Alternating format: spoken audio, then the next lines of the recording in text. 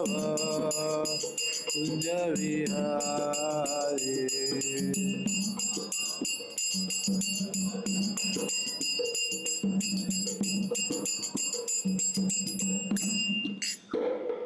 ओम नमो भगवते वासुदेवाय।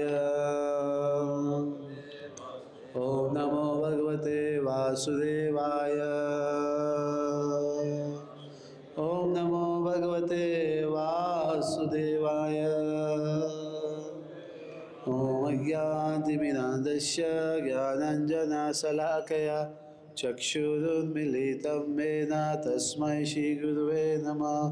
श्रीचैतन्यमनोभीष्टं स्थापितं येन भूतले स्वयं रूप कदा मह्यं ददाति स्वपदान्तिकं। वन्देऽहं श्रीगुरो श्रीयुतपदकमलं श्रीगुरून् वैष्णवांस श्रीरूपं साग्रजातं सहगण रघुनाथं तं सजीवं सावधूतं सावधूतं परिजनसहितं कृष्णचैतन्यदेवं श्रीराधा कृष्णपादा सहगण ललिता श्रीविशाखान्वितस्य। हे कृष्णा करुणा सिंधु दीनबंधो जगतपते गोपेश गोपिका कांत राधा कांत नमस्तुते। तप्त कांचन गौरांगी राधे वृंदावनेश्वरी विश्वानुसुते देवी प्रणमामि हरिप्रिये। वाञ्छाकल्पतरुभ्यश्च कृपा सिन्धुभ्येव च पतितानां पावनेभ्यो वैष्णवेभ्यो नमो नमः। जय श्री कृष्ण चैतन्य प्रभु नित्यानंद श्री अद्वैत गदाधर शिवासादि गौर भक्तविंद। हरे कृष्ण कृष्ण कृष्ण हरे हरे हरे राम राम राम हरे हरे। नारायणं नमस्कृत्यं नरं चैव नरोत्तमं देवीं सरस्वतीं व्यासं ततो जयमुदीरये। नष्टप्रायेषु भद्रेषु नित्यं भागवत सेवया भगवती उत्तमश्लोके भक्तिर्भवति नैष्ठिकी। मुखं करोति वाचालं भङ्गुं लङ्घयते गिरिं यत्कृपातमहं वन्दे श्रीगुरुदीनतारणं परमानन्दमाधवम् श्रीचैतन्य ईश्वरम्।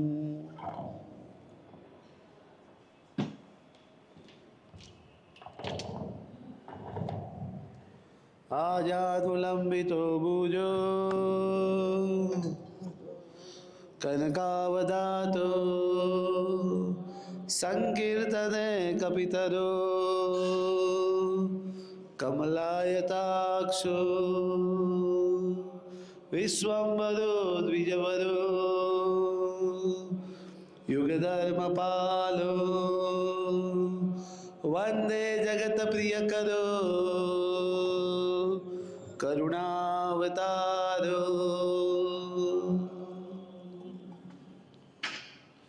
श्री चैतन्य महाप्रभु की गौर पूर्णिमा महामहोत्सव की श्री चैतन्य चरितामृतम की श्रीमद्भागवतम की जगतगुरु शिल प्रभुपाद की शिल कृष्णदास कविदास गोस्वामी महाराज की हरिनाम संकीर्तन की तथा गौर प्रेमानंदे। Thank you very much. तो आप सभी भक्तों का हार्दिक स्वागत है हमारे भागवत क्लास के अंदर। तो आप जानते हैं गौर कथा चल रही है, तो आज हम कल की जो कथा है वो कंटिन्यू करेंगे। कल सुबह हमने पढ़ा था कि किस प्रकार से चैतन्य महाप्रभु साउथ इंडिया की यात्रा के लिए सबसे पहले उनके 4 प्रमुख भक्तों से आज्ञा प्राप्त करते हैं। नित्यानंद प्रभु, जगन्नाथ पंडित, दामोदर पंडित और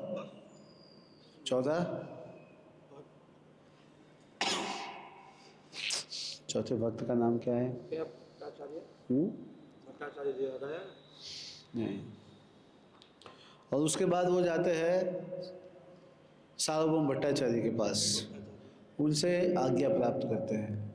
उनसे आज्ञा प्राप्त करने के बाद वो जाते हैं जगन्नाथ जी से आज्ञा प्राप्त करने के लिए, और जगन्नाथ जी से आज्ञा प्राप्त करके वो अपनी साउथ इंडिया की यात्रा में आगे बढ़ते हैं। और सबसे पहले वो अलालनाथ जाते हैं, जगन्नाथपुरी से 15 किलोमीटर दूर है। तो सभी भक्त वहाँ पे महाप्रभु के साथ साथ वहाँ तक अलालनाथ तक जाते हैं, और अलालनाथ में भगवान रात को वहीं पे रुक जाते हैं और प्रचंड हरिनाम संकीर्तन करते हैं और सभी लोगों को बहुत नचाते हैं कृष्ण प्रेम के अंदर। और इस प्रकार से पूरा अलालनाथ का जो वातावरण था वो हरिनाम से गूंज गया था, भर गया था।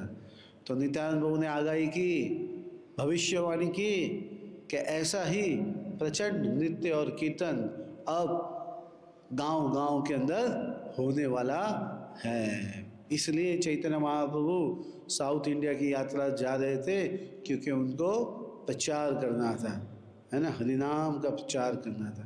तो हम देख सकते हैं चैतन्य महाप्रभु का उद्देश्य प्रचार करना था, और प्रचार के लिए वो साउथ इंडिया गए।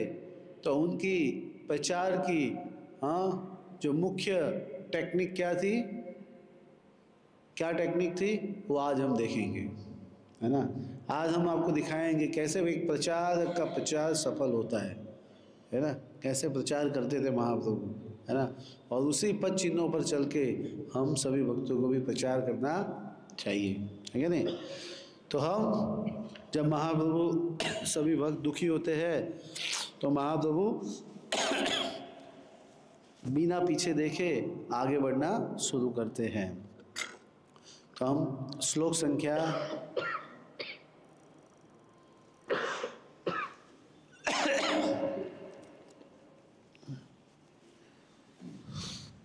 96 तक पढ़े थे कल। महाप्रभु एक प्रार्थना करते करते जाते हैं। वो प्रार्थना कौन सी करते हैं महाप्रभु?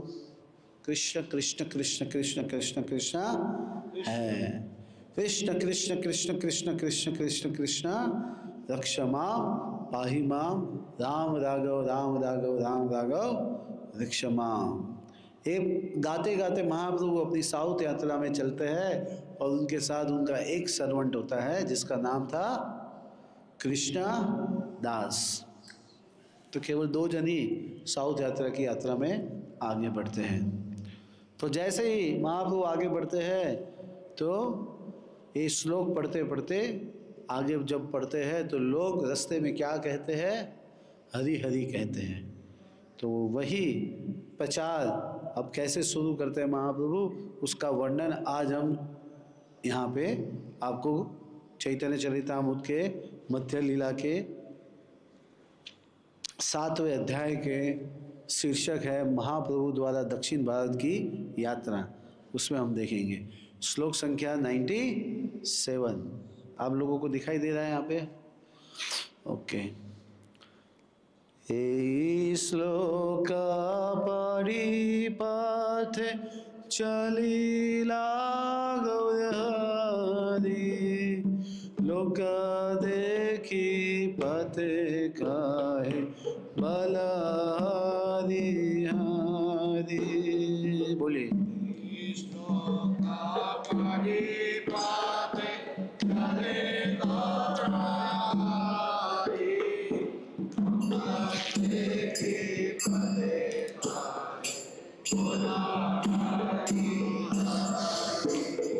श्री श्लोक प्रेमा माता हया बाले हरि हंस, प्रभुरा पाछे संग याय दर्शन सतुष्णा।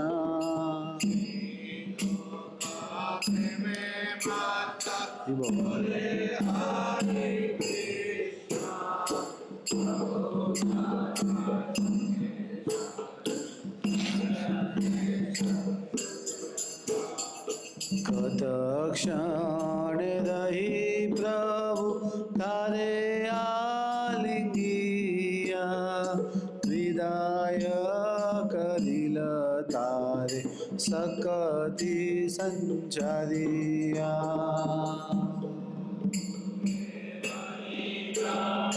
तारे आलिंगिया, विदाय करिल तोरे शक्ति संचारिया। से जा निज ग्रामे करिया गमन कृष्ण बलि हंसे कांदे नाचे अनुक्षण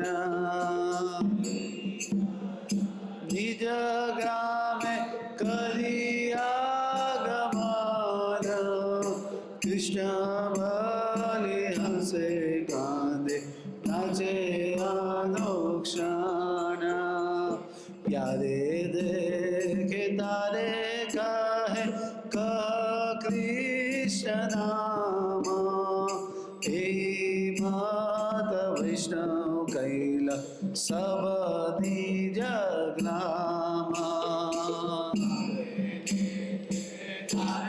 कहे कृष्ण नाम हे मात वैष्णव कैला सब निज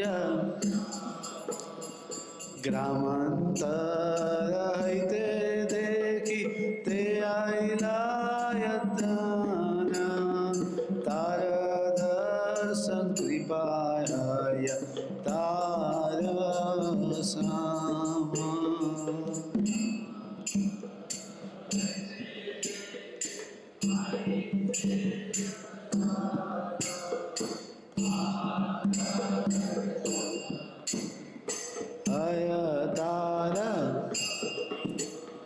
से आई ग्रामे लोक वैष्णव कराया अन्य ग्रामी आसी तारे देखी वैष्णव आया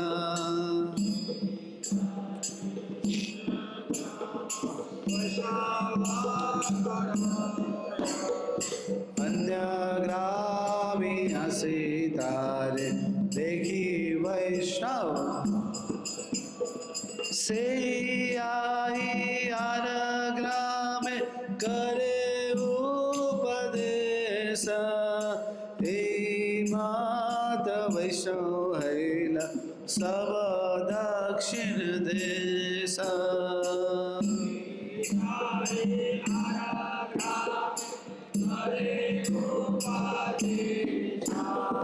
हे मात वैष्णव हैला सब दक्षिण देशा। तो इस श्लोक का यानी कृष्ण कृष्ण कृष्ण कृष्ण कृष्ण कृष्ण है। इस श्लोक का कीर्तन करते हुए गौर हरि श्री चैतन्य महाप्रभु अपने मार्ग पर चले जा रहे थे। एक कीर्तन करते करते नगर भ्रमण करते करते चलते जा रहे थे चलते जा रहे थे चलते जा रहे थे।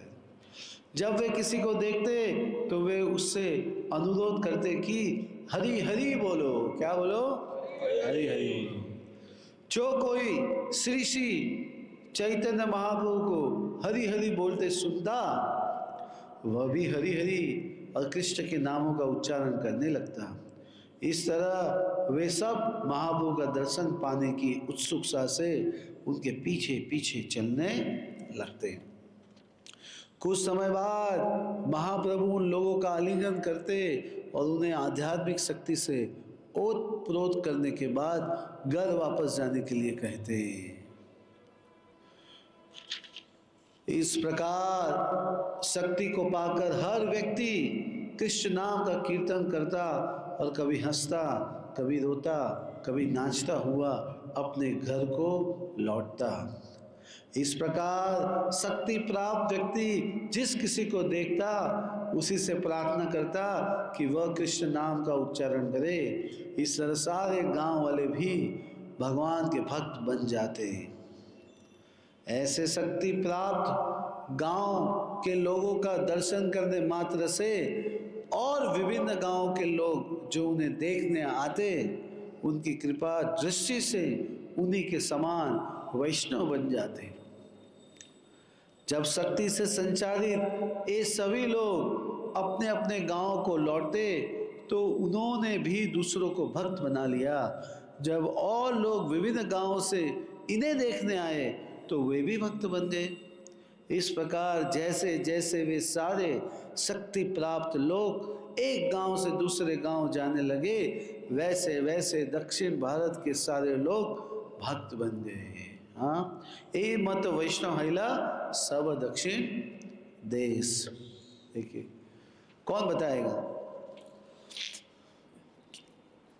क्या प्रीचिंग स्ट्रेटेजी था, टेक्निक क्या अपनाया महाप्रभु ने, कौन बताएगा? आपने, कौन बताएगा? इतना पढ़ा आपको समझ में नहीं आया? किसी को समझ में नहीं आया? समझ में आया ना मैं जो पढ़ा हूँ? तो कैसे महाप्रभु सबको भक्त बनाते थे, और वो भक्त औरों को कैसे भक्त बनाते थे, पूरे गांव वालों को भक्त बनाते थे, कैसे बनाते थे? बोलो बोलो। हाँ, कैसे? हरिनाम संकीर्तन से। Very good. और क्या समझे इस 5-7 श्लोकों से? और कुछ बताना चाहेंगे, ऐड करना चाहेंगे?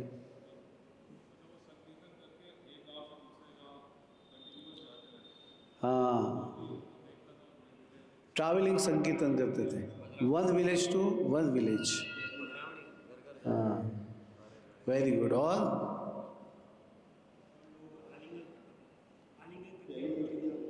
हाँ, महाप्रभु भक्तों से प्रेम करते थे, आलिंगन करके उनको शक्ति संचारित कर देते थे।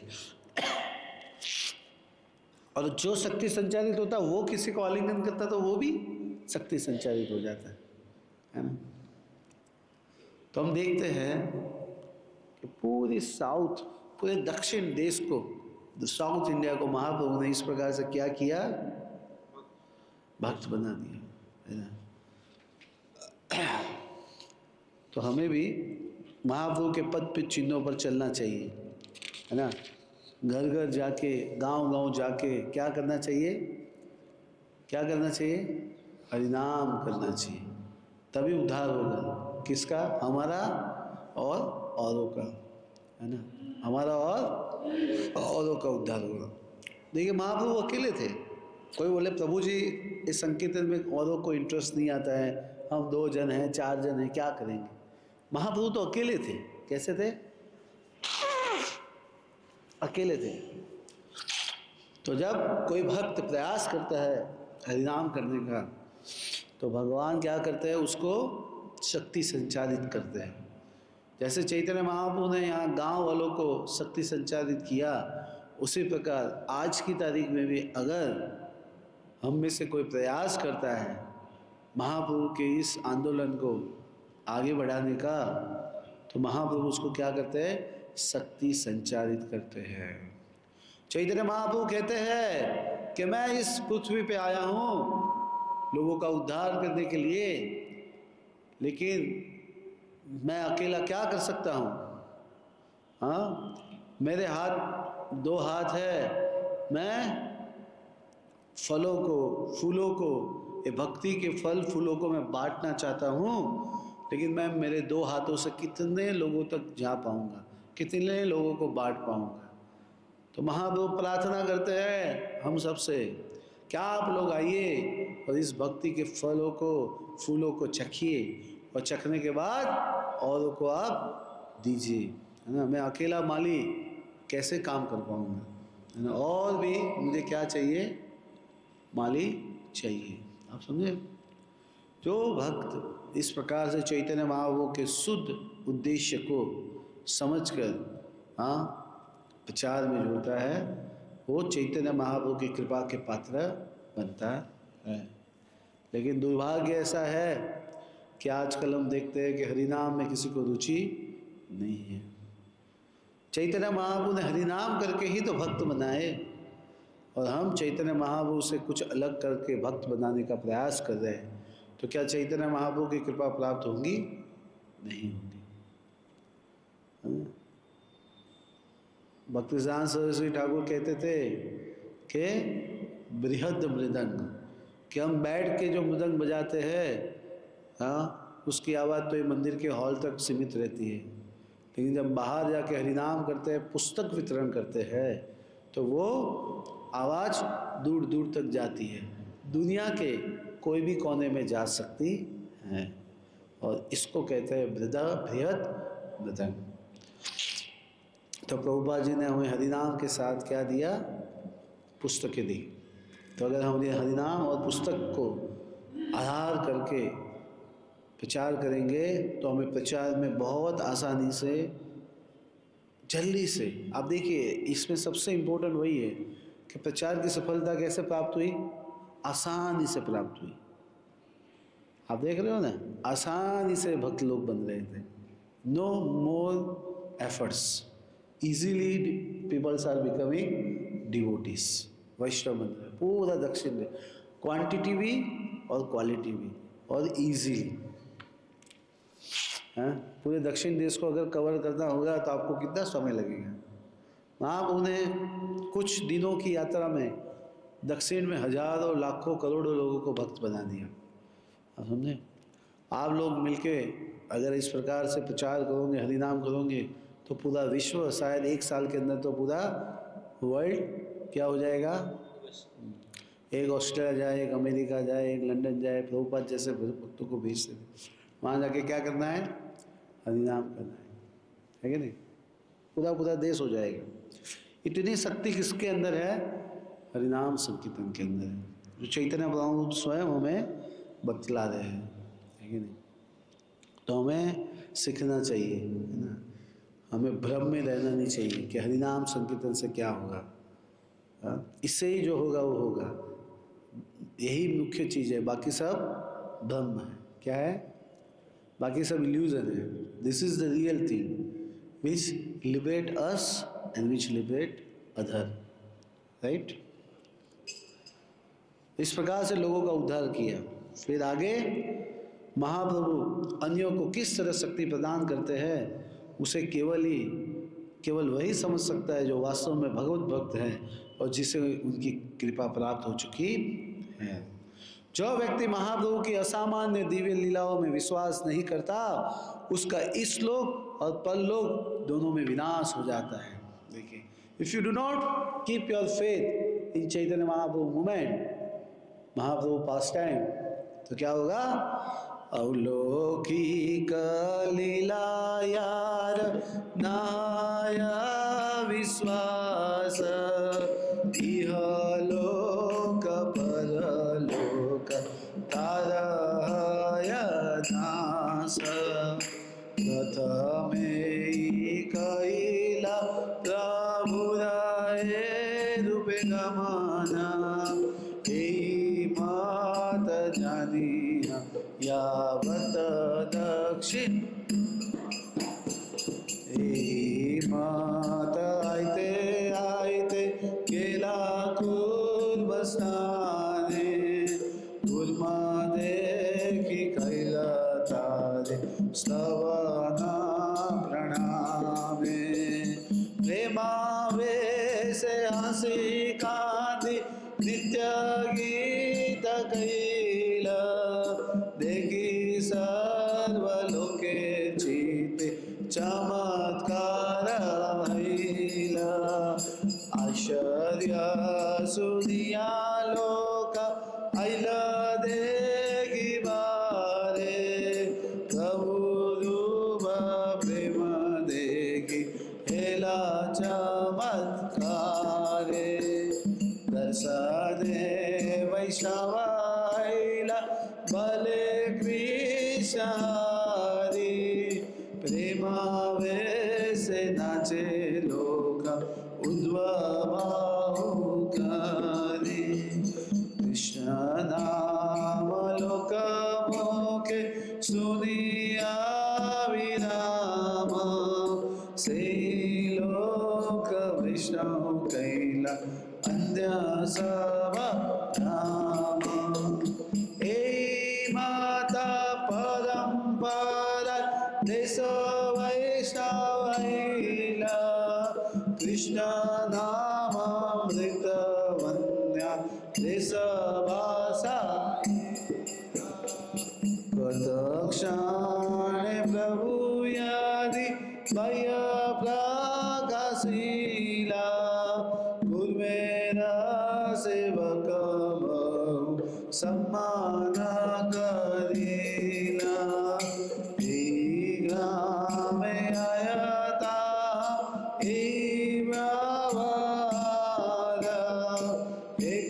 ढाई कहिना कही बार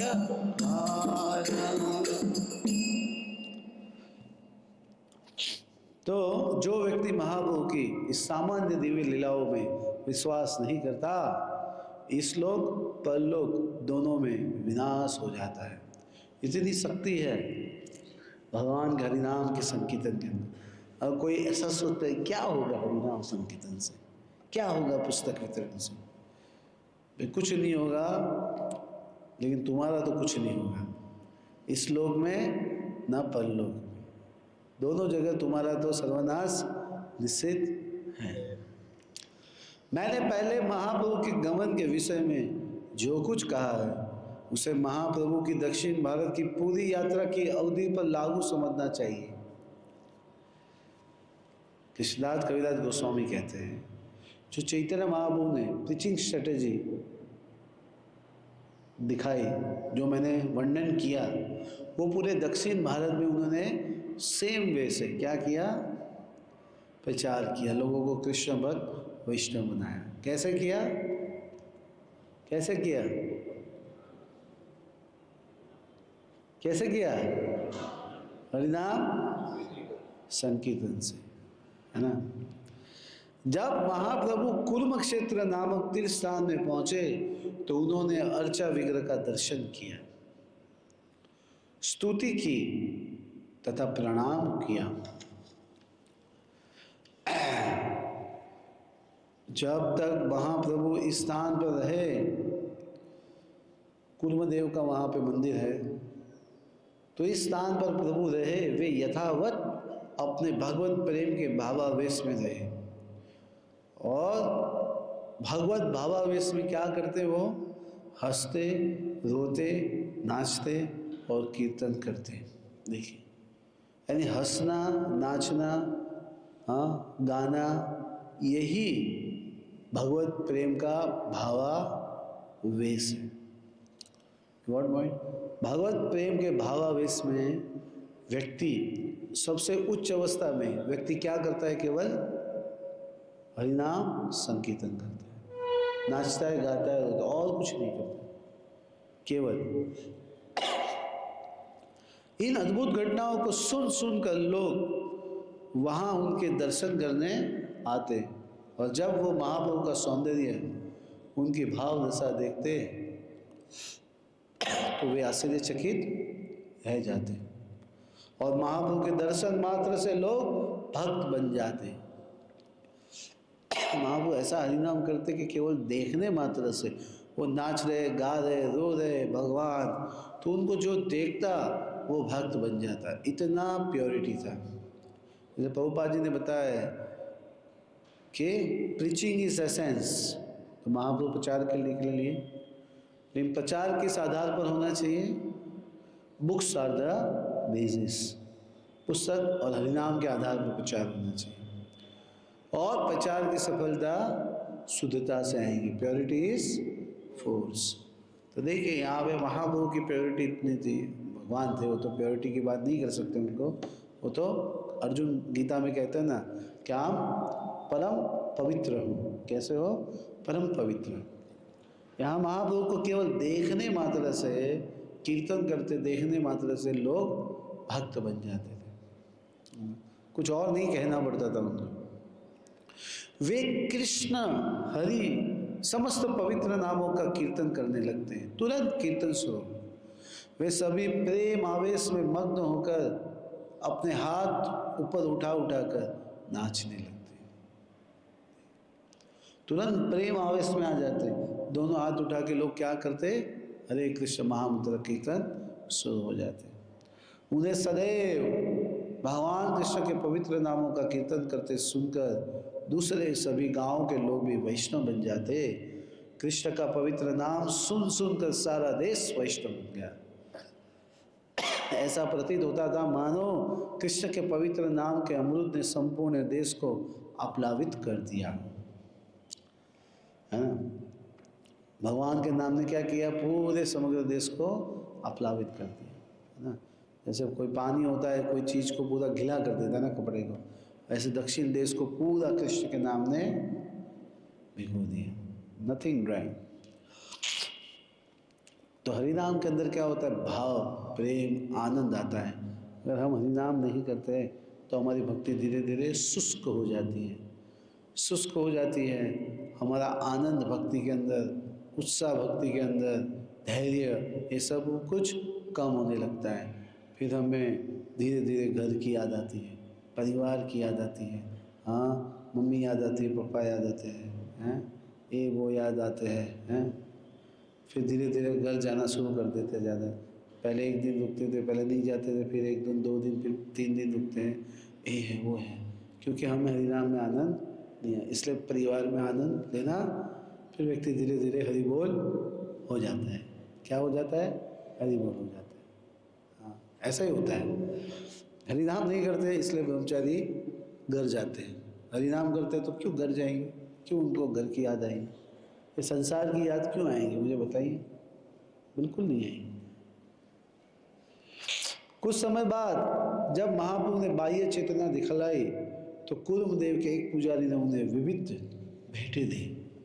महाप्रभु की प्रचार विधि का वर्णन देखिए। यू सी, आपको लगता होगा मैं बोल रहा हूं, ऐसा नहीं है। ए ग्रामे आयतः ए व्यवहार एकठाई कहिल ना कही बार बार।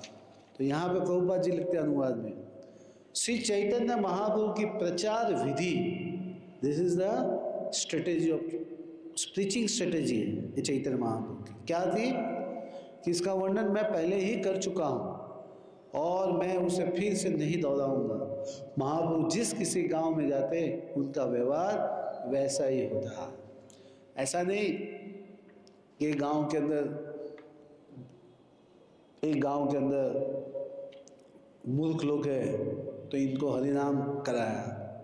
अच्छा, दूसरे गांव के अंदर बहुत बुद्धिशाली लोग हैं, हाँ, वेद अध्ययन करते हैं, तो उनको महाप्रभु बैठ के लेक्चर देंगे। नहीं, वहाँ पे भी क्या कराया, हरिनाम कराया। जो भी क्लास ऑफ ड्यूटी है, हाँ, उसको क्या करवाना है, हरिनाम। हरिनाम से व्यक्ति आकर्षित होता है। कई बार हम प्रचार में ऐसा सोचते हैं, प्रभु जी ये तो IIT है, NIT है, यहाँ हरे कृष्णा नहीं बोलने का, हरे कृष्णा नहीं बोलने का। हाँ, नहीं, महाप्रभु ऐसी स्ट्रेटेजी अपनाते नहीं थे। सीधा हरे कृष्ण बोलो, हरे कृष्ण और हरे कृष्ण। वो फोर्स आता है कब, जब हमारे अंदर प्योरिटी होती है। प्योरिटी नहीं है तो इधर उधर उधर हाथ पैर मारने पड़ते हैं। मंगला नहीं करेंगे, माला नहीं करेंगे, ध्यानपूर्वक भागवत का क्लास नहीं, पठन पाठन करेंगे, हरिनाम नहीं करेंगे, तो क्या होगा, अलग अलग स्ट्रेटेजी हमको अपनानी होगी, है ना। उसके अंदर उलझे रहेंगे, उलझे जाएंगे, उलझे जाएंगे, उलझे नहीं। सीधा सुंदर अपना प्योरिटी रखो, शुद्ध भाव रखो, भगवान को प्रार्थना करो, प्रभुपाद को प्रणाम करके हरिनाम में निकलो। IIT IIM बड़ी बड़ी संस्था के लोग भी, पढ़े लिखे के लोग भी यूँ भक्त बन जाएंगे, आप समझे, यूँ भक्त बन जाएंगे। But for that you need purity and the basis are the books, है ना। प्रभुपाद कहते थे, तुम्हारे 2 मिनट के लेक्चर की क्या वैल्यू है, what is the value of your 2 minute lecture. हाँ, तुम्हारे लेक्चर से किसी का कोई परिवर्तन होने वाला नहीं है, लेकिन लेक्चर के बाद वो किताब लेंगे और वो किताब पढ़ेंगे तो क्या होगा, उनका उद्धार होगा। तो ये हमें फंडामेंटल चीज़ें हमारे माइंड में हमेशा रखनी चाहिए कि हरिनाम और बुक डिस्ट्रीब्यूशन से ही सही प्रचार प्राप्त हो सकता है, वरना तो हम क्या होंगे, प्रचार नहीं, प्रचार के नाम पे कुछ और करते होंगे, ना ही हमें आनंद आएगा, और उस आनंद नहीं आने की वजह से क्या होगा, पूरा ड्राई हो जाएगा, फिर हरि बोल हो जाएगा। कम से कम भक्तों को रोज 2-3 घंटा हरिनाम करना चाहिए, है ना। मंदिर में भी नहीं नाचते हैं भक्त लोग, 2-5 मिनट नाचते हैं, फिर इधर जाएंगे उधर जाएंगे, पानी पीने जाएंगे, माला करने बैठे हैं, 2, 5, 10, 15 मिनट माला बैठे बैठे की, फिर इधर घूमेंगे ना उधर घूमेंगे ना फलाना जाएंगे ना, अरे क्या है, बैठ के शांति से ध्यान पूर्वक जप करो, हरिनाम में नाचो कूदो ध्यान से, और प्रसाद पाओ, प्रसाद पा के जाओ 8 घंटा हरिनाम करने, शाम को आओ प्रसाद पाओ फिर सो जाओ, हो गया आपका काम पूरा, है कि नहीं। हजारों हजारों लोग भक्त बन जाएंगे, आपको मालूम नहीं है, ये मंदिर भर जाएगा, मंदिर कम पड़ेगा, क्या मंदिर कम पड़ेगा, आप समझ गए ना कहने का लोग। तो ये महाप्रभु की प्रचार विधि देखिए, यहाँ कृष्णदास कविदास गोस्वामी बता रहे हैं, प्रभुपाद जी भी उसको प्रचार विधि बता रहे, this is the preaching strategy. Prabhupada ji जब अमेरिका गए है ना, तो कोई सुनने नहीं वाला था, 1 साल तक तो कोई सुना नहीं प्रभुपाद जी को। तो प्रभुपाद जी क्या करते थे, टॉम्किंस स्क्वायर पार्क में एक गार्डन था, वहाँ जाके बैठ के करताल लेके कीर्तन करते थे, हरे कृष्ण गाते थे, और आसपास में जब लोग गुजरते थे वो थोड़ा सुनते थे, 1 दिन 2 दिन 10 दिन, तो कईयों को वो हरिनाम क्या कर लिया, आकर्षित कर लिया, फिर 2 लोग 4 लोग इकट्ठा होने लगे, और फिर वहाँ पे प्रभुपाद जी कीर्तन करवाते थे, पूरा टॉम्किंग स्क्वायर पार्क फिर धीरे धीरे भर गया, और प्रभुपाद जी जम के खुद भी नाचते थे और सबको कीर्तन करवाते। उसके बाद फिर उनको क्या किया, प्रसाद खिलाया, प्रसाद खिलाने के बाद फिर गीता बताई। अरे कईयों को तो दीक्षा देने के समय पे 4 नियम का पालन भी नहीं मालूम था, सोचिए। प्रभुपाद कुछ हरिनाम ही करवाते थे, हरिनाम करते करते करते करते इतना शुद्ध हो गए प्रसाद खा खा के, हाँ, कि फिर जब दीक्षा हुई थी बोले अब 4 नियम नहीं करना है, तो दे आर रेडी, ओके हम नहीं, कल से ये 4 चीज़ नहीं करेंगे। प्रभुपाद इतना शुद्ध कर दिया था उनको, हमने तो this is the power of हरिनाम। कोई भी स्थान पे जाओ, प्रभुपाद जी ने जब लंदन भेजे, अलग अलग शहरों में लोगों को भेजे, देश में भेजे, तो वहाँ पे 2-3 भक्त जाके सबसे पहले क्या करते थे, हरिनाम करते थे। क्या करते थे, हरिनाम करते थे, और हरिनाम की वजह से उनको स्थान मिल जाता, एक सेंटर बना देते थे, वहाँ प्रचार शुरू कर देते थे, है ना, है ना। हम प्रचार की शुरुआत हरिनाम से करते हैं, और हरिनाम से हमें सफलता प्राप्त होती है, और फिर बाद में वही हरिनाम को हम भूल जाते हैं, आप समझे। We start our life, our preaching life, our devotional service, जैसे आप लोग के इसमें से कई लोग प्रचारक हैं, है ना। जैसे आप कोई भी प्रोग्राम करते हो, है ना, तो उसमें आप कीर्तन करवाओगे, फिर लेक्चर दोगे, फिर आप प्रसाद खिलाओगे, बराबर है, ड्रामा वामा कराओगे, फिर आप फीडबैक लेना, फीडबैक में आप पूछना क्या आपको सबसे ज़्यादा इस प्रोग्राम में क्या पसंद आया। आप लोग भी जब नए नए आए थे तो आप लोगों को क्या पसंद आया था, सबसे पहले क्या पसंद आया, कीर्तन और प्रसाद, 2 चीज़, उसकी वजह से फिर अंदर आए। बाकी तो कीर्तन और प्रसाद ये जो चीज़ है वो लोगों को तुरंत ही सबके हृदय को छू लेती है, क्योंकि भगवान का नाम है, हम सभी भगवान के अंश हैं, जो भी कृष्ण बोलता है तुरंत उसका कनेक्शन कृष्ण के साथ बैठ जाता है, क्योंकि भगवान ने उनकी समस्त शक्तियाँ नाम में डाल दी। पर ये विश्वास हमें होना चाहिए। कृष्णदास कविदास बोलते हैं कि विश्वास नहीं है तो इस लोक और परलोक कोई उद्धार नहीं होने वाला है। कम से कम रोज भक्तों को 2-3 घंटा हरिनाम करना चाहिए। यहाँ ज़्यादा नहीं है, 2-3 जन है तो भी निकल पड़ो, भोजन करताल लेके रोड पे जाओ, ना सोसाइटी में जाओ, जहाँ इच्छा हो वहाँ जाओ, काकरिया जाओ, लॉ गार्डन जाओ, जहाँ घूमने की इच्छा होती है ना वहाँ जाके हरिनाम कर लेने का। तो मुझे रिवर फ्रंट देखना है तो चलो रिवर फ्रंट पे हरिनाम कर लेते हैं, तो रिवर फ्रंट भी देख लिया और हरिनाम भी हो गया, है कि नहीं, है कि नहीं। तो लाइक दैट भाई, चलो अयोध्या रामलला के दर्शन करते हैं तो चलो हरिनाम निकालते हैं, अयोध्या तक चलते हैं, हरिनाम करते करते महाप्रभु की तरह पद यात्रा निकालते हैं, है कि नहीं। रास्ते में कई स्थानों का दर्शन करते करते अयोध्या रामलला के दर्शन करके फिर वापस आ जाए, सिंपल है ना। 2-3 भक्त हो तो भी शुरू कर सकते हैं, आप समझ लो। फेथ होना चाहिए, क्या होना चाहिए, फेथ होना चाहिए हमारे अंदर, दैट्स ऑल। एक गांव में कुर्म नाम का एक वैदिक ब्राह्मण था। उसने बड़े ही सत्कार और भक्ति से महाप्रभु को अपने घर आमंत्रित किया। महाप्रभु को अपने घर ले आया, उसके चरण कमल धोए और उस जल को परिवार सहित पिया, है ना। देखिए, भगवान के पाद प्रक्षालन करके, वैष्णव की जो पाद प्रक्षालन होता है वो बहुत ही भक्तों के लिए एक धन होता है।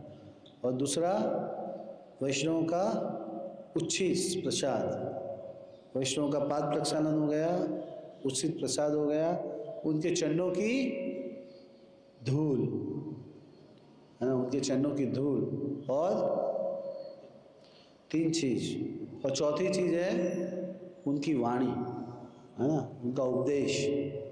हाँ, इससे क्या होता है, हमारा तुरंत जल्दी से उद्धार हो सकता है ना।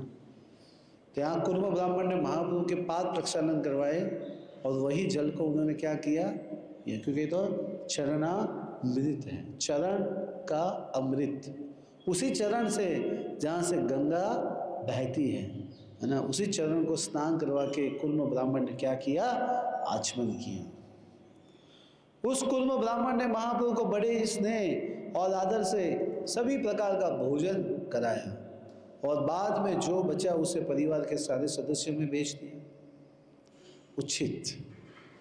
उचित प्रसाद। फिर उस ब्राह्मण ने प्रार्थना शुरू की, हे प्रभु, आपके जिन चरण कमलों का ध्यान ब्रह्मा जी करते हैं, वही चरण कमल मेरे घर में पधारे हैं, है ना।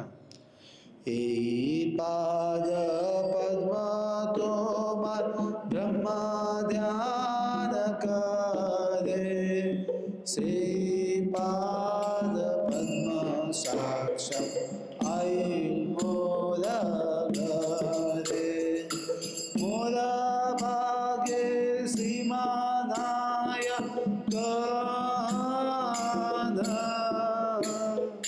आजी मोर जन्मकूला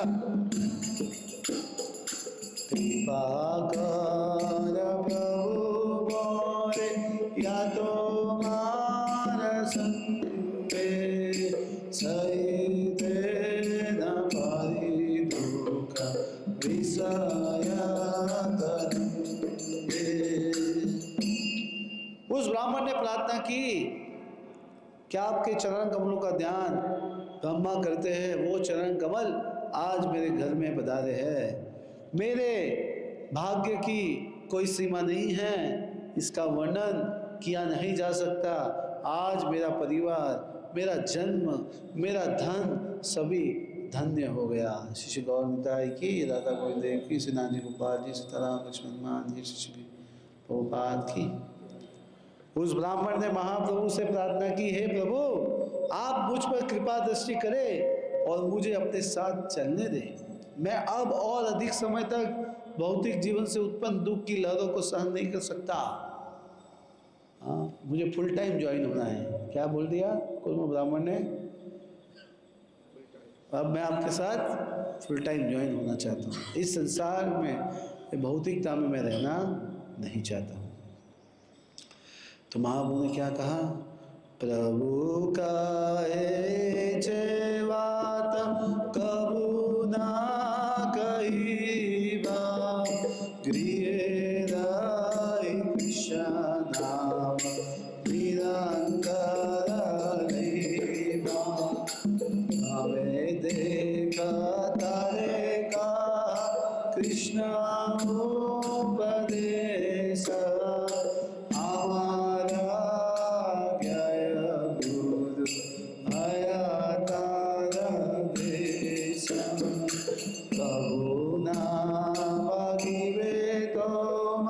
विषया तरंग पुनरपि पावे मोरा संग, हे माता यार करे प्रभु भिक्षा, से गए तारे कराए शिक्षा, पते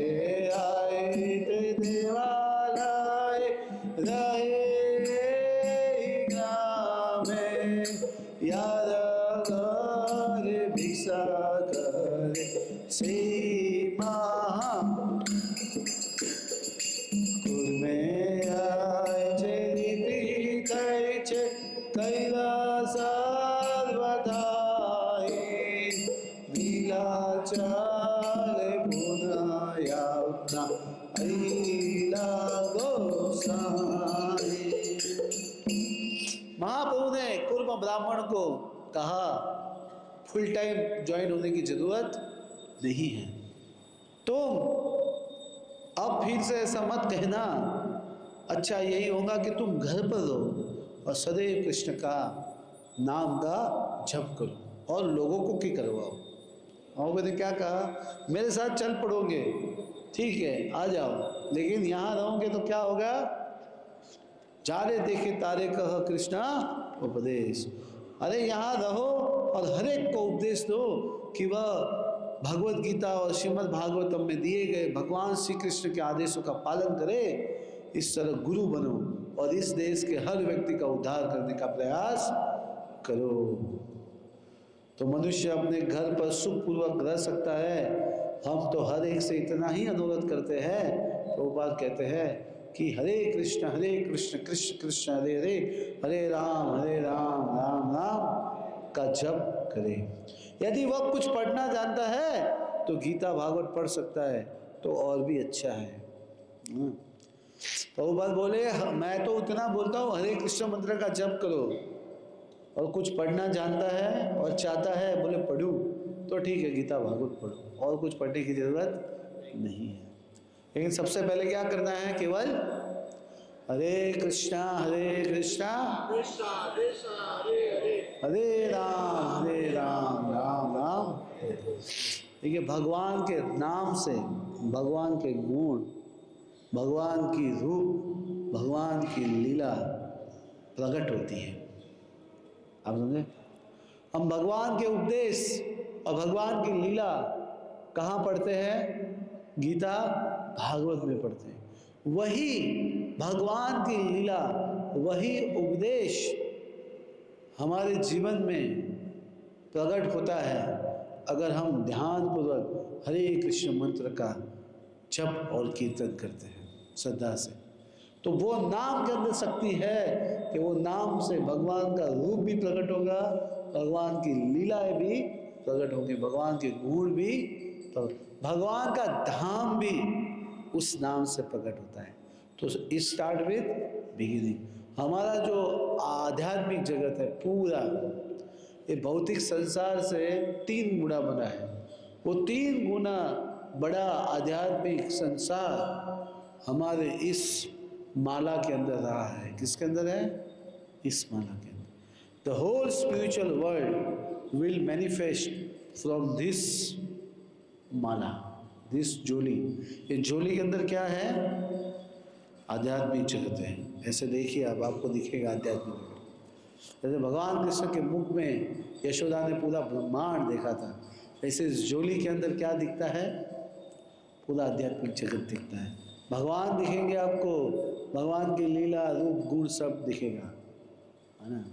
लेकिन इधर देखना पड़ेगा, झोली में हाथ डाल के हरे कृष्णा कृष्ण कृष्ण हरे हरे, हरे राम निरंतर कृष्ण का नाम का जप करना पड़ेगा, तब सब कुछ दिखेगा।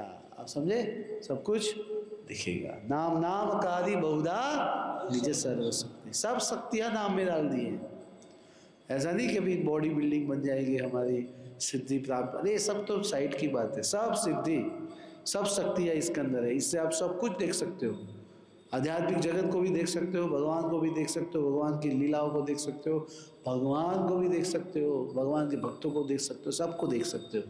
इतनी शक्ति किसमें है, हरे कृष्ण महामंत्र, है ना। तो हमें क्या करना चाहिए, हरे कृष्णा कीर्तन करना। कितने लोग हरिनाम संकीर्तन जाते हैं इसमें से, हर रोज कौन कौन जाता है हरिनाम संकीर्तन में, कोई नहीं। हाँ, माता जी जाते हैं, देखो माता जी हर रोज हरिनाम संकीर्तन में जाते हैं। हरि बोल, माता जी के लिए एक बार हरि बोल बोलिए, हरि बोल। हाँ, हम बहुत दुर्भाग्यशाली हैं कि ये सब जानते हुए भी हम जा नहीं रहे हैं, है ना। हम तो नहीं जा रहे हैं, हाँ हम तो जा नहीं रहे हैं, और किसी और को प्रेरणा भी नहीं दे रहे। आप समझ गए ना।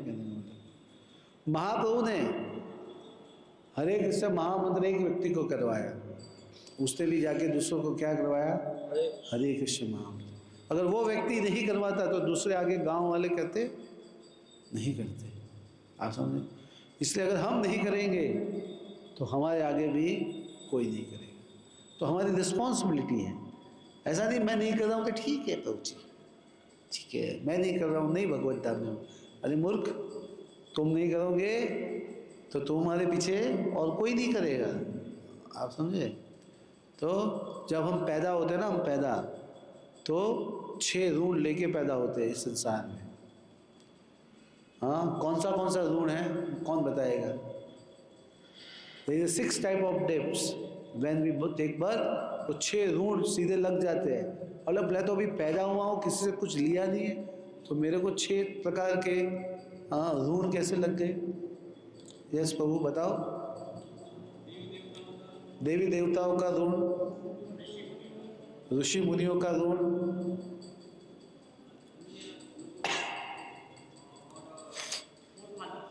फोर फादर्स का, पूर्वजों का ऋण, अन्य देवों का, माता पिता का ऋण। हाँ, और कौन सा रह गया? धरती का ऋण। तो इस प्रकार इतने सारे ऋण हम जन्म के साथ ही लग जाते हैं। आप ऐसा मत सोचो कि अभी तो मैं पैदा हुआ हूँ, हाँ मैंने किसी से कुछ लिया ही नहीं है तो ये ऋण कैसे लगेंगे? नहीं, लग जाते हैं, जिसको आपको अदा करना पड़ता है ना। उसी तरह वो सब ऋण जब हम भक्त बनते हैं तो माफ़ हो जाते हैं। तो हरे कृष्ण मंत्र जब करता है तो धरती का, माता पिता का ऋण, ऋषि मुनियों, देवी देवताओं का, सबका ऋण समाप्त हो जाता है। उसको कोई और ऋण नहीं लगता। लेकिन उसके बाद उसको एक ऋण लग जाता है, क्या? जारे देखो तारे कह कृष्ण उपदेश, अमार आज्ञा गुरु ये तारे ही दे। ये ऋण लग जाता है, ये हमारी जिम्मेदारी है। इट इज़ नॉट दैट कि वी आर नॉट डूइंग। अरे if you are not doing then जो आपके पीछे है, जो आपको देख रहे हैं, वो भी नहीं करते हैं। आप समझे? आप समझे? तो देखिए, एक भक्तों की बहुत बड़ी जिम्मेदारी है और इसी से हम क्या पूरा जीवन भक्ति में बने रहेंगे। अपनी यात्रा महाप्रभु जिस किसी के घर प्रसाद ग्रहण करते वे उस घर के रहने वालों को अपने संकीर्तन आंदोलन में सम्मिलित कर लेते और उन्हें वैसे ही शिक्षा देते जैसे कि कुर्म नामक ब्राह्मण को दी थी। सबको कहते बोलो हरे कृष्ण संकीर्तन करो और कुछ नहीं। अपनी यात्रा के दौरान महाप्रभु या तो मंदिर में या सड़क के किनारे रात बिताते। मंदिर नहीं मिला तो सड़क के किनारे पे, है ना। तो संकीर्तन के अंदर हमें तैयार रहना चाहिए, है ना, हर प्रकार का कष्ट सहन करने के लिए, है ना। सुखदेव गोस्वामी भागवत में कहते हैं, अरे ओढ़ने के लिए आकाश है और बिछाने के लिए धरती है, तो चद्दर की कहाँ जरूरत है, गद्दे की कहाँ जरूरत है। भगवान ने हमें 2 हाथ दिए तो तकिए की कहाँ जरूरत है ना। ऐसा वर्णन करते हैं। तो सड़क मिल गया तो गद्दी मिल गई, ऊपर आकाश है खुला, चद्दर हो गया, और क्या चाहिए, है कि नहीं। कहाँ रुकेंगे प्रभु जी, प्रसाद क्या लेंगे, प्लानिंग क्या करेंगे, डब्बे भरेंगे, बोले भगवान के ऊपर छोड़ दो, है ना। प्रहलाद महाराज कहते हैं भागवत के अंदर, जिस प्रकार से व्यक्ति के जीवन में बिना मांगे दुख आते हैं, उसी प्रकार बिना मांगे सुख भी आ ही जाते हैं। उसको सुख के लिए प्रयास करना नहीं चाहिए। जैसे हम दुख के लिए प्रयास नहीं करते फिर भी दुख आता है।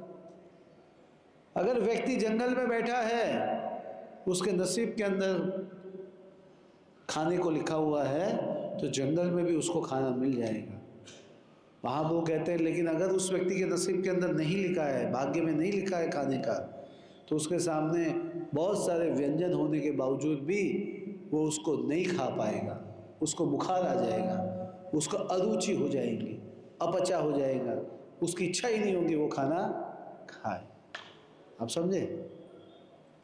तो जैसे हम दुख के लिए प्रयास नहीं करते वैसे सुख के लिए भी प्रयास नहीं करते। जैसे सड़क पे मिले या जहाँ दे जो ठाकुर जी की इच्छा, राखे कृष्ण मारे के मारे कृष्ण राखे के, इसको कहते हैं सरेंडर, शरणागति, है ना? इसको शरणागति कहते हैं। भगवान के ऊपर है, बस केवल कृष्ण का नाम। अरे मंदिर मिल गया तो रुक जाएंगे, कोई आसरा मिला तो ठीक है, वरना सड़क पे रुक जाएंगे, हरिनाम चालू रखेंगे। तो कभी मंदिर में या कभी सड़क के किनारे रात बिताते थे। क्यों बिताते थे? प्रचार के लिए बिताते थे। जब वे किसी व्यक्ति के घर भोजन ग्रहण करते तो वे उसे वही उपदेश देते जो उन्होंने कुर्म ब्राह्मण को दिया था। देखिए सेम उपदेश, एज इट इज। महाप्रभु ने एज इट इज उपदेश दिया, गुरु परंपरा ने भी एज इट इज उपदेश दिया, प्रभुपाद जी ने भी एज इट इज उपदेश दिया, तो हमको भी एज इट इज ही रखना चाहिए। कैसा रखना चाहिए? As it is. इसमें मरी मसाला डालने की ज़रूरत नहीं। बोले प्रभु जी ये थोड़ा क्या है, चलता नहीं है। ये हम क्या करते हैं, कॉलेज के विद्यार्थियों को प्रचार करते रहते हैं, हरिनाम नहीं चलता है, वो बाद में चलता है। वो हमारी मूर्खता है। सब चलता है, क्यों नहीं चलता है? हाँ, क्यों नहीं चलेगा? डोंट ट्राई, हाँ, don't try to change anything, don't try to, Prabhupada कहते हैं don't try to manufacture anything, just simply follow. हाँ, महाजनों एन गता सपंथा, जो महाजनों ने किया उनके रास्ते पे केवल हमको चलना है। हाँ, हमारी प्रगति, हमारा सफलता सब हमको एक सामने मिलेंगे, है ना?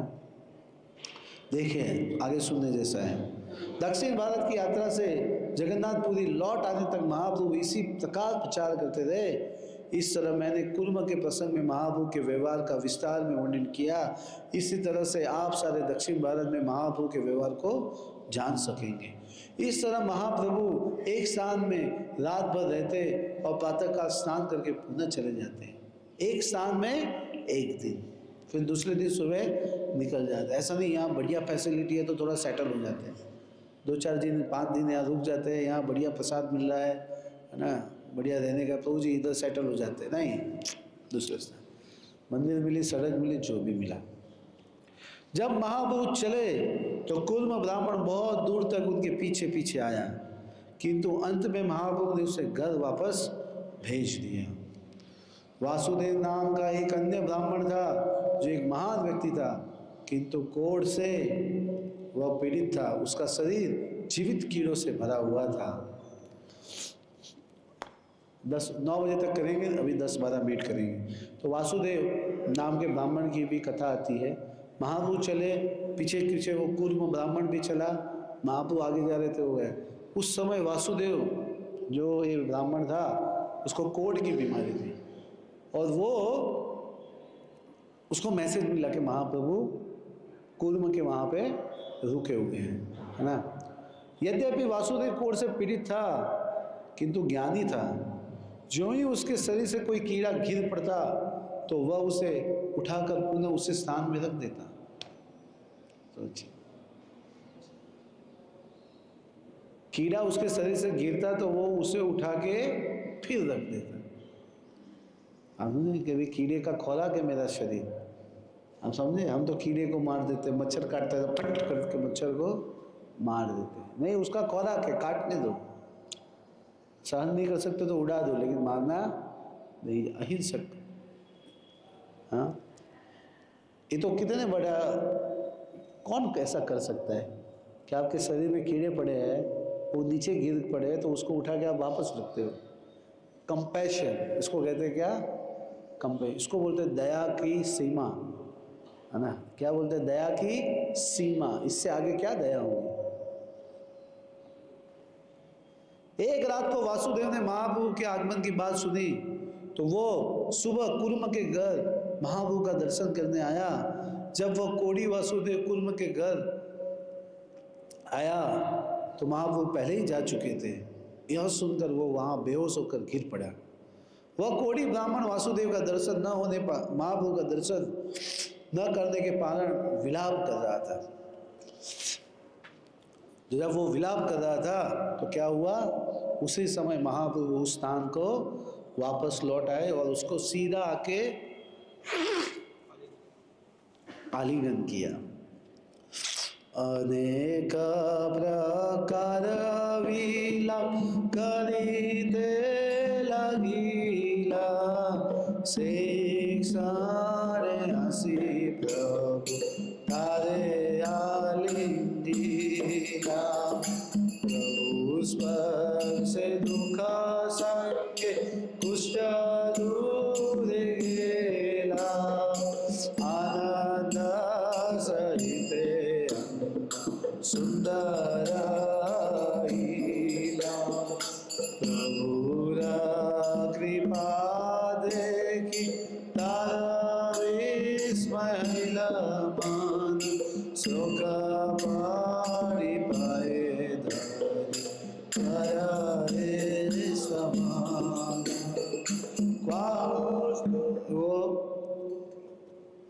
जब महाप्रभु ने उसका स्पर्श किया तो उसका कोढ़ का बीमारी दूर चला गया और वासुदेव का शरीर अत्यंत सुंदर हो गया, उसको परम सुख की प्राप्ति हुई। वह ब्राह्मण वासुदेव महाप्रभु की अद्भुत कृपा देखकर चकित था और महाप्रभु के चरण कमलों का स्पर्श करके श्रीमद् भागवत का एक श्लोक सुनाने लगा। क्वाहम दरिद्र पापी या क्वय कृष्ण श्री निकेतनम ब्रह्म बंधु रीति स्मा बाहुव्याम परिरंभित। उसने कहा मैं कौन हूँ, एक पापी दरिद्र बंधु हूँ, है ना। ये जो वासुदेव थे वो कहा जाता है कि वो सुदामा के क्या थे, अवतार थे। इसलिए सुदामा ने जो भागवत के अंदर जो श्लोक कहा था कृष्ण से भेंट होने के समय, वही श्लोक अभी ये गा रहे हैं। मैं कौन हूँ, एक पापी दरिद्र ब्रह्म बंधु हूँ, और कृष्ण कौन है, 6 ईश्वरीय युक्त पूर्ण पुरुषोत्तम भगवान। फिर भी उन्होंने अपनी दोनों भुजाओं में भरकर मेरा आलिंगन किया। इस प्रकार वो चैतन्य महाप्रभु की क्या करने लगा, प्रार्थना करने लगा। आगे कहा, हे दयामय प्रभु, ऐसी कृपा सामान्य जीवों में संभव नहीं है, ऐसी कृपा तो केवल आप में ही पाई जा सकती है। पापी व्यक्ति भी मुझे देखकर मेरे शरीर की दुर्गंध से दूर चला जाता था, फिर भी आपने मेरा स्पर्श किया, और भगवान का ऐसा व्यवहार स्वतंत्र होता है। उस दिन विनम्र वासुदेव को चिंता थी कि क्या एक चिंता हो गई, शरीर तो ठीक हो गया, सुंदर हो गया, सुशोभित हो गया, उसमें से सुगंध निकलने लगी। पहले तो लोग, पापी लोग भी दूर भागते थे, लेकिन अभी तो सुंदर बन गए, तो सुंदर के पीछे तो, सुंदर सुंदरी के पीछे तो सब लोग भागते हैं। तो बोले मैं तो सुंदर बन गया, हैंडसम बन गया, तो अब क्या हो जाएगा, लोग मेरे पीछे पीछे आएंगे, तो उससे क्या होगा, मुझे अहंकार हो जाएगा। क्या हो जाएगा, अहंकार। किंतु आछिला भाल अधम हया, अबे अहंकार मोरे जन्मीले आसीबिया। तो महाप्रभु ने कहा, महाप्रभु ये सुंदर शरीर तो मेरे अंदर अहंकार क्या करेगा, प्रकट करेगा। इससे अच्छा था कि मेरा जो पुराना शरीर था, है ना, कोढ़ वाला, ताकि लोग मेरी घृणा करते थे, कोई मेरे पास आते नहीं थे, है ना। अगर आप बहुत सुंदर है, सुंदर हैंडसम ब्रह्मचारी है ना, एकदम सुंदर कीर्तन करते हैं, और तो क्या होगा, कई माता जी आएंगे, तो बहुत सुंदर कीर्तन, बहुत सारी चीज़ें बताएंगे। वाह वाह, वो हमें भी थोड़ा सिखाइए, हम आपसे गाइडेंस लेना चाहते हैं, ठीक नहीं। फिर व्यक्ति धीरे धीरे बेचारा हरि बोल हो जाता है नहीं। तो भागवत में नारद मुनि बताते हैं कि 4 चीज जो है वो भक्ति के लिए बाधा बनती है। कौन सी 4 चीज? सबसे पहली सुंदरता। अगर आप बहुत सुंदर हैं तो फिर मुश्किल है आपके लिए भक्ति करना, क्योंकि फिर जिस फूल में ज़्यादा खुशबू होती है, ज़्यादा सुंदर होता है, तो भंवरे और भंवरियाँ उसके आसपास मंडराते रहते हैं। आप समझे? इसलिए अगर आप सुंदर नहीं हो तो ये अच्छी बात है कि आप भक्ति में आपको अड़चन कम आएंगी। आपको अहंकार कम आएगा। देखो मैं तो कितना सुंदर हूँ, आप समझे ना। फिर अगर आपके पास बहुत धन है, बहुत पैसे वाले हैं, तो भी लोग आसपास घूमेंगे। पैसा चला गया तो कोई नहीं पूछने वाला है। कोई पूछता है? अमीर व्यक्ति के आसपास लोग घूमते हैं, गरीब के आसपास कोई नहीं। सुंदर है, बहुत धनी है और बहुत पढ़ा लिखा, इंटेलिजेंट है, साइंटिस्ट है ना, बहुत हाईली एजुकेटेड है, तो उसके लिए भी भक्ति में आगे बढ़ना मुश्किल हो जाएगा। तो जी मैं चार्टर्ड अकाउंटेंट हूँ, मैं इंजीनियर हूँ, मंदिर का पोछा मारूंगा मैं, मंदिर का पोछा मारने आया था मैं यहाँ पे इस्कॉन में, रोड के ऊपर मैं नाचूंगा गाऊंगा भिखारियों की तरह। आप no I am first out. समझे? ये क्या करता है? अहंकार लाता है, उच्च डिग्री। वो भक्ति में भगवान को शरणागति। नरोत्तम दास ठाकुर राजकुमार थे, राजा के पुत्र थे। वो अपने गुरु लोकनाथ महाराज जी का स्टूल साफ करते थे। क्या साफ करते थे? स्टूल। जहाँ पे लोकनाथ महाराज अपना दैनिक क्रियाविधि खत्म करते थे, वो चले जाते थे, वो स्थान पर वो दूसरे दिन आते, उससे पहले नरोत्तम दास ठाकुर यहाँ जाके पूरा उसका स्टूल जो होता है अपने गुरु का, गुरु बने नहीं, गुरु बनाना चाहते थे, उससे पहले ही सेवा करते थे। वो सोचिए, राजकुमार, इतनी नीच वो हम तो सोच भी नहीं सकते। हाँ, राजकुमार थे, पैसा दे के 4 नौकरों को रख देते साफ करने के लिए, वे साफ कर देना, पैसा दे दूंगा, है कि नहीं? नहीं, खुद साफ करते। राजकुमार होने के बावजूद भी ऐसे निम्न कक्षा की सेवा। तो भगवान के दरबार में पैसा वैसा कुछ नहीं देखा जाता। अरे हमारी औकात क्या है? भगवान यूँ करेंगे पैसा चला जाएगा, यूँ करेंगे तो पैसा आ जाएगा। तो एक गर्व अहंकार लाता है जो भक्ति में बाधा बनता है। तो और उच्च कुल में जन्म, है ना, एरिस्टोक्रेट फैमिली में जन्म होना है, वो तो बहुत डिफिकल्ट हो जाता है। ये 4 जो है व्यक्ति के जीवन में अहंकार लाते हैं। इसलिए सुंदरता से दूर रहो। Don't try to become a more handsome and beautiful, है ना, वरना प्रॉब्लम होगा। पैसे से दूर रहो वरना अहंकार होगा। फिर नेम फेम से दूर रहो, ठीक है। और अगर है आपके पास तो उसको कृष्ण की सेवा में लगा के फ्री हो जाओ। क्या करो? फ्री हो जाओ। अभी आगे बताएंगे। इसने यहाँ बोला कि आपने मुझे सुंदर बना दिया, वासुदेव ने बोला, बोले अब तो मैं गर्वित हो जाऊंगा। तो महाप्रभु उसका उपाय देते हैं कि तुम गर्वित नहीं होंगे अगर तुम एक कार्य करोगे तो। क्या? सुनिए। प्रभु कहे कबू तो नहावे अभिमान, निरंतर कृष्ण कृष्ण नाम, कृष्ण उपाधि स्वीकार, जीवेरा निस्तार, अचिरात कृष्ण तो करीबे नाकार। महाप्रभु ने उस ब्राह्मण को इससे बचाने के लिए उपदेश दिया कि वह निरंतर हरे कृष्ण मंत्र का जप करे। ऐसा करने से वह कभी भी व्यर्थ गर्वित नहीं होगा, है ना। अभी सुंदरता है तो क्या करूं, ब्लेड लेके काट दूं क्या? नहीं, काटना नहीं है। निरंतर क्या करना है?